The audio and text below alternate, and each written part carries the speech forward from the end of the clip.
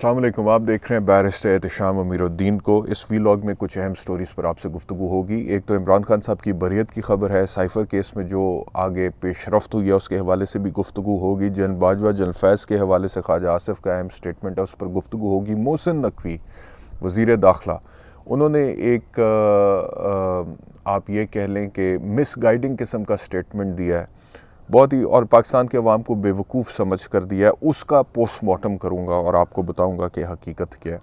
सबसे पहले आपको बताएं कि इमरान खान साहब जो है उनकी बरियत हो चुकी है 2 मुकदमात में। लॉन्ग मार्च जो 25 मई 2022 को हुआ था, उसको सैबोटाज करने के लिए हुकूमत की तरफ से जो कार्रवाई की गई थी और उसके बाद फिर जिस तरह से मुकदमात बनाए गए थे, उनमें से 2 मुकदमात में खान साहब की बरियत हुई है। तो ये अच्छी खबर है पीटीआई के लिए। दूसरा, साइफ़र का जो केस है वो अपने मंतकी अंजाम की तरफ गामजन है। जो जज साहिबान के रिमार्क्स हैं उससे यही जाहिर हो रहा है कि बज़ाहिर जिस तरीके से ये केस चला है, जिस तरीके से फ़ैसला आया और जो फ़ैसला आया, जो सज़ा का फ़ैसला आया, उससे वो बज़ाहिर इत्तफ़ाक़ नहीं करते। उन्हें बहुत ज़्यादा तहफ़्फ़ुज़ात हैं, शदीद तहफ़्फ़ुज़ात हैं, और होने भी चाहिए, क्योंकि कानूनी तौर पर किसी तरीके से वो फ़ैसला जो है वो दुरुस्त नहीं है, मुनासिब नहीं है, इन अकॉर्डेंस विद लॉ नहीं है। तो जैसे कि मैंने पहले भी कहा था कि हायर कोर्ट्स के पास चॉइस नहीं होती है इस तरह के मामलात में, except for upholding what is correct legally. तो उसमें वो मामलात उसी तरफ जाते हुए नज़र आ रहे हैं और उम्मीद ये है कि जल्द इमरान खान साहब को इसके अंदर रिलीफ मिल जाएगा। अच्छा, अब मैं आपसे अर्ज़ करूँ इससे पहले कि मैं मोहसिन नकवी पे जाऊँ, ख्वाजा आसिफ ने जनरल बाजवा और जनरल फैज़ के हवाले से जो गुफ्तगू की है, एक तो जो दहशतगर्दी की कार्रवाइयाँ हुई हैं उसको वो जोड़ रहे हैं पाकिस्तान तहरीक इंसाफ के दौरे हुकूमत में, जब टीटीपी को वापस इजाज़त मिली पाकिस्तान में आने की कुछ लोगों को, तो उस चीज़ के साथ वो जोड़ रहे हैं। और वो कह रहे हैं कि ना सिर्फ ये कि इमरान खान को बल्कि ये जनरल बाजवा को और जनरल फैज़ दोनों को बुलाया जाना चाहिए। एंड ही सेड दैट कि मैं फ्लोर ऑफ द हाउस पे ये करारदाद पेश करूँगा कि दोनों को बुलाया जाए और पूछा जाए कि ये मामलात जो हैं ये कैसे हुए थे और क्यों किए थे और क्यों इन लोगों को वापस बुलाया गया था। और फिर मज़ीद ये कहा उन्होंने कि मौशी तबाही हुई है उस दौर में, और उसका ज़िम्मा भी वो बाजवा और फैज़ पर डाल रहे हैं। नवाज़ शरीफ को उन्होंने कहा कि जिस तरह से हटाया गया, ये कौन होते हैं इस मुल्क के फ़ैसले करने वाले, ये कौन होते हैं इस मुल्क की किस्मत का फ़ैसला करने वाले। तो ख्वाजा आसिफ ने जनरल बाजवा और जनरल फैज़ के हवाले से बहुत सारी गुफ्तगू की है, बल्कि यहाँ तक कह दिया कि इन दोनों को बुलाया जाना चाहिए, इनसे पूछा जाना चाहिए, मतलब कि इनकी अकाउंटेबिलिटी, इनका एहतसाब होना चाहिए। और जब एंकर ने कहा कि ये ना हो कि आप लोगों को घर भेज दें, तो उन्होंने कहा कि घर बहुत दफ़ा गए हैं, घर का रास्ता भी पता है और जेल का भी।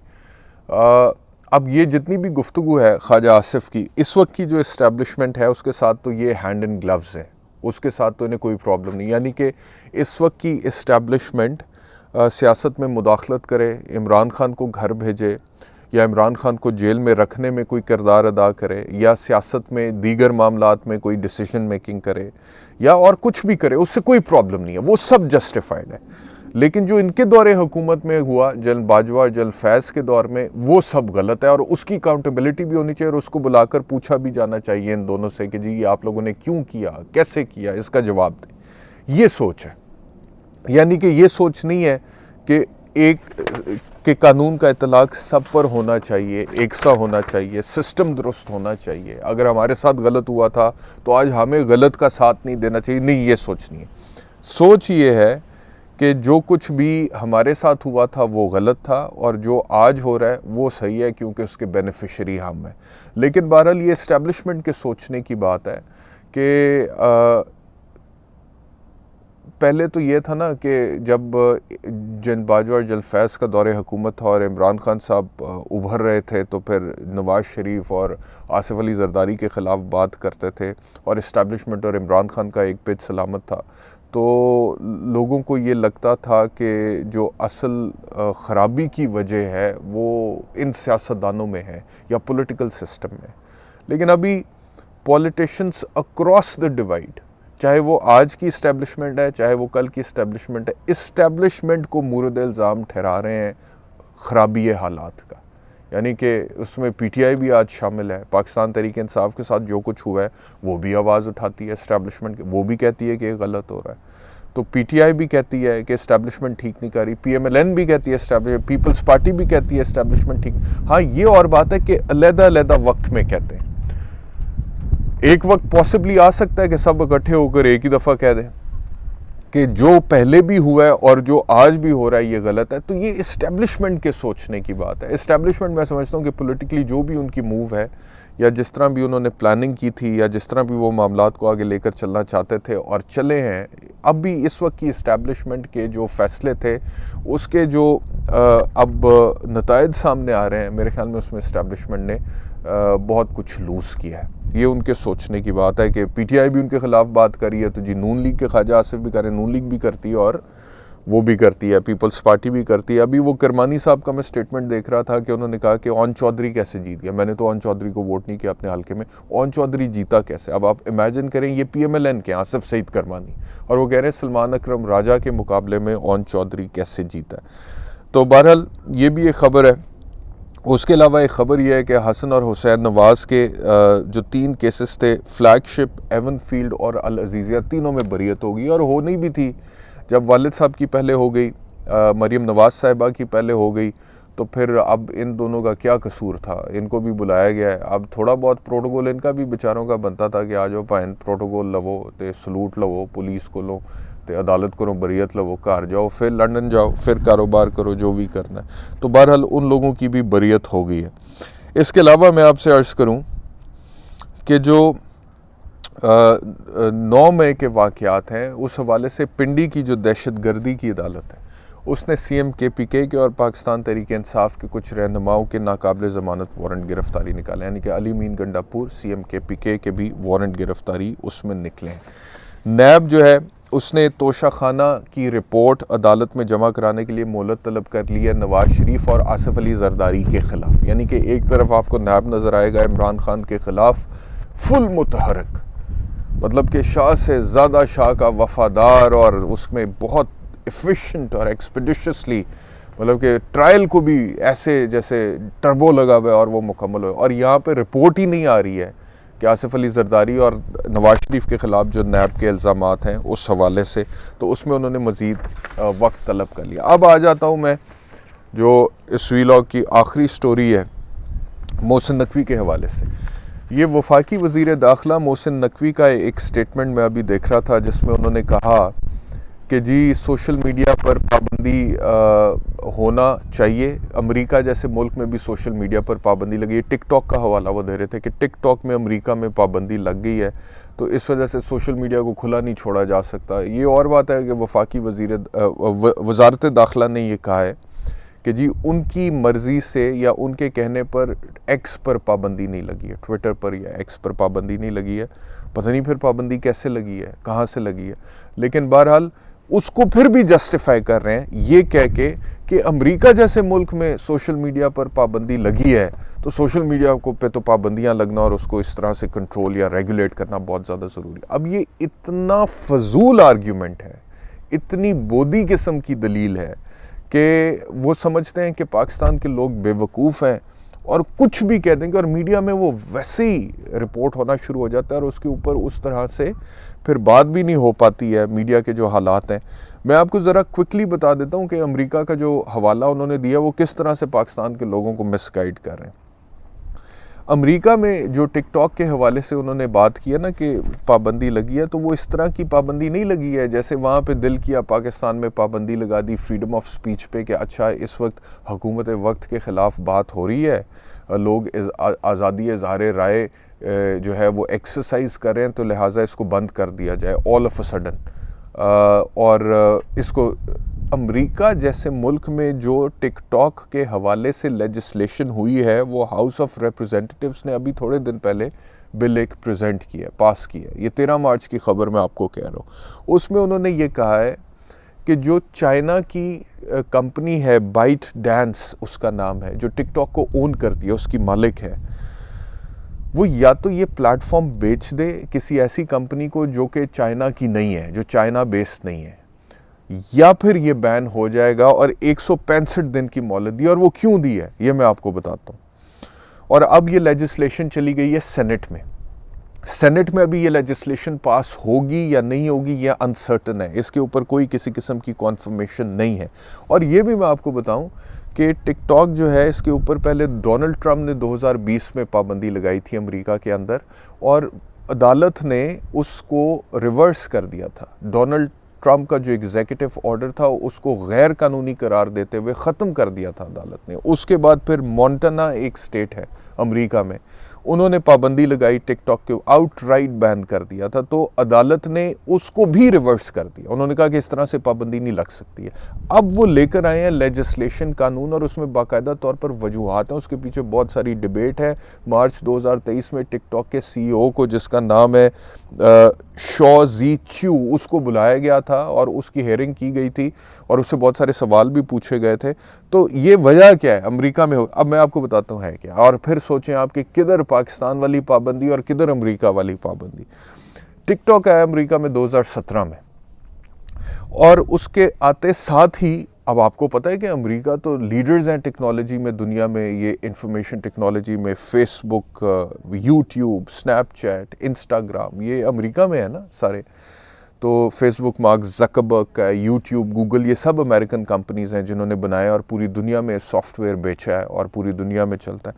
तो जब टिकटॉक 2017 में आया है तो 2018 में टिकटॉक की ग्रोथ इतनी ज़्यादा हुई है कि ये फेसबुक, इंस्टाग्राम, स्नैपचैट, यूट्यूब, इन सब से ज़्यादा इसको डाउनलोड किया गया 2018 में। और इसकी जो ग्रोथ थी वो जुलाई 2020 से लेके जुलाई 2022 तक, उसमें तकरीबन कोई 45% इजाफा हुआ है। तो अमेरिका के जो लॉ मेकर्स हैं वो एकदम, तो एक तो जो बिग बिजनेस है उनका अपना बिजनेस, वो मतलब कि वो अरबों खरबों डॉलर कमा रहे हैं अपनी IT से। तो अब उसके मुकाबले में चाइना की एक टेक्नोलॉजी आई है या ऐप आई है, और उस ऐप ने रिकॉर्ड तोड़ दिए हैं इन ऐप्स के डाउनलोड होने के। तो वो उनका कारोबार जो है, उनकी जो फ्यूचर प्लानिंग है इकोनॉमिक पॉइंट ऑफ व्यू से, उसकी वजह से अलार्म्स बजे। दूसरा क्या अलार्म बजा है? दूसरा ये अलार्म बजा है कि उन्होंने कहा कि टिकटॉक जो है ना, ये 17 करोड़ अमेरिका में लोग हैं जो इस्तेमाल कर रहे हैं टिकटॉक का, और उनके जो टिकटॉक, उनके डिवाइसेस पे जो टिकटॉक है उससे अमेरिकन यूज़र जो है, US यूज़र जो है, उसका जो डेटा है, जो नॉन पब्लिक डेटा है, जो वो पब्लिक के साथ शेयर नहीं करना चाहता, उसका एक्सेस भी जा रहा है। ये उनके तहफ़्फ़ुज़ात थे चाइना को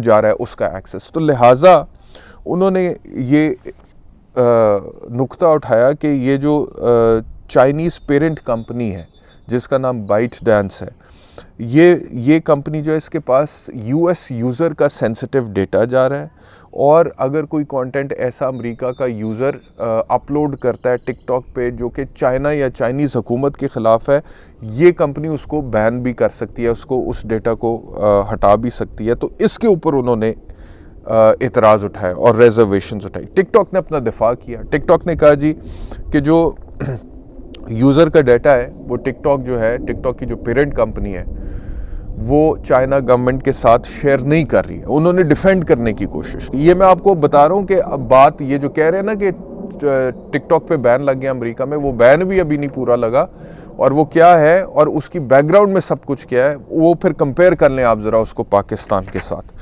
टिकटॉक ने अपना डिफेंस किया, उनको मौका दिया गया। उन्होंने कहा कि ये अमेरिका का जो US यूज़र का डाटा है, ये चाइना की गवर्नमेंट को हम नहीं दे रहे, ये नहीं जा रहा। फिर उन्होंने अमेरिका ने कहा कि जो चाइना बेस्ड एम्प्लॉयज़ हैं, जो आपकी कंपनी के चाइना बेस्ड एम्प्लॉयज़ हैं, अमेरिका के यूज़र्स का कुछ नॉन पब्लिक डेटा तक उनकी एक्सेस हुई है। उन्होंने फिर कहा जी कि अमेरिका का जो हमारा यूज़र है उसका जितना भी डेटा है वो जो एम्प्लॉयज़ हैंडल कर रहे हैं, या वो सिंगापुर में बैठे हुए हैं या वो अमेरिका में बैठे हुए हैं। लेकिन अमेरिकन लेजिस्लेटर्स के लिए बात तसल्ली बख्श नहीं थी। उन्होंने सबूत दिए कि या सिंगापुर में बैठे अमेरिका में, चाइना वाले एम्प्लॉयज़ तक का एक्सेस नहीं है उस तक। लेकिन उसके बावजूद उन्होंने कहा कि नहीं, हमारी तसल्ली नहीं है। उन्होंने फिर बुलाया CEO को बुला के कोई 5 घंटे इंटेंस किस्म की क्वेश्चनिंग हुई। उससे पूछा कि तुम्हारी कंपनी के चाइना के साथ क्या ताल्लुकात हैं। कुछ उसके ऊपर मीम्स वगैरह भी बने होंगे जी, आर यू फ्रॉम चाइना, उसने बार बार कहा आई एम सिंगापुरियन, तो वो भी सोशल मीडिया पे। अब इवेंचुअली ये मामला जो 2020 में डोनाल्ड ट्रंप के, और by the way Donald Trump जिसने पहले टिकटॉक पे पाबंदी लगाई थी, वो अब उसके हक में है, वो कहता है कि नहीं, वो पाबंदी दुरुस्त नहीं थी।